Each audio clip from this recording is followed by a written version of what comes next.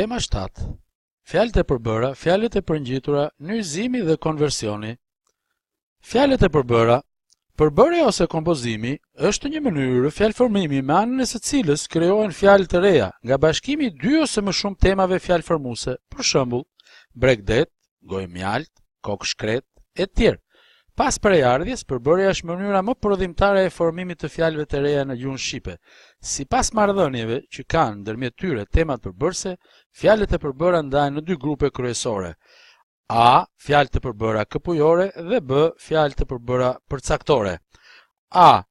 Fjalë të përbëra këpujore quhen ato të cilat temat tek ato kanë marrëdhënie bashkënditje. Për shembull, drithije, dritë plus hije, juglindje, jug plus lindje, kuqezi, bar bufe, hotel restoran, bar lulisht, e tjerë. B. Fjalë të përbëra përcaktore janë ato fjalë kur temat e tyre kanë marrëdhënie përcaktore. Për shembull, hekurudh, udhë e hekurt, bregdet, bregu i detit, fatbardh, fat i bardh, e të tjerë. Një tip i veçantë i fjalëve të përbëra përcaktore janë shkurtesat, të cilat formohen nga bashkimi i dy ose më shumë temave të shkurtuara. Për shembull, OKB, Organizata e Kombeve të Bashkuara, ATSH, Agjencia Telegrafike Shqiptare, e tjerë, e tjerë. Fjalët e përngjitura. Fjalët e përngjitura formohen nga bashkimi në një fjalë të vetme i dy a më shumë fjalëve të veçanta, zakonisht për arsye të përdorimit të gjatë njëra pas tjetrës.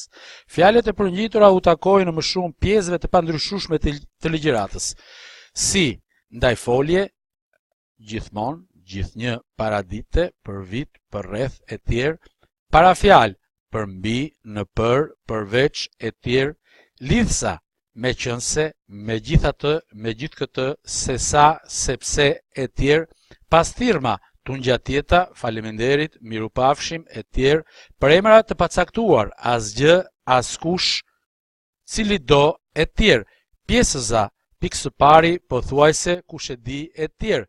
Fjalë të përngjitura janë edhe emrat ecejake, ec e jak, farefis, gjagjës, thashetheme, e tjerë, apo edhe numërorët 11, 12, 100, e tjerë.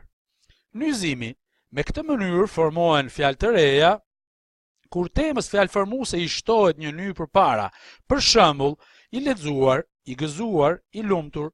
Me anën e paranyzimit, vendosjes së nyjes përpara fjalës formohen mbiemra prepjesore së foljeve: i ardhur, i fjetur, i vendosur, i shkruar, e tjerë, mbiemra prandaj foljeve: i bukur, i mirë, i drejt, emra prej pjesoreve të foljeve, të ecurit, të folurit, të menduarit, të qenit, të parët, e tjerë. Forma e konversionit. Konversioni është mënyra ose forma e formimit të një fjale të re si pasojë e kalimit të fjalës nga një klasë, pjesë e ligjëratës, pra në një klasë apo pjesë tjetër të ligjëratës, pa qenë i nevojshëm përdorimi parashtesave apo prapashtesave. Ky kalim ndodh për shkak të ndryshimit të kushteve sintaksore të përdorimit të tyre. Me anë të konversionit formohen emra prej mbiemrash dhe anasjelltas: e verdha, e vezës, kyç, emër, kyç mbiemër, problem kyç, punëtor emër, punëtor mbiemër, njeri punëtor pra, plak emër dhe mbiemër, e tjerë. Për shembull, djalë i ri, por thuhet edhe një i ri nga lagja jon. Parafjalë prej ndajfoljesh: afër, anës, pranë, brenda, larg, drejt, e tjerë. Për shembull, ul afër dritares, parafjalë: ju ul afër, ndajfolje. Lidhza prej ndajfoljesh: ku, kur, nga, si, e tjerë. Për shembull, kur do të shkojmë në malin e dajtit? Mori të përpjetën e malit, kura dielli mirë e mirë.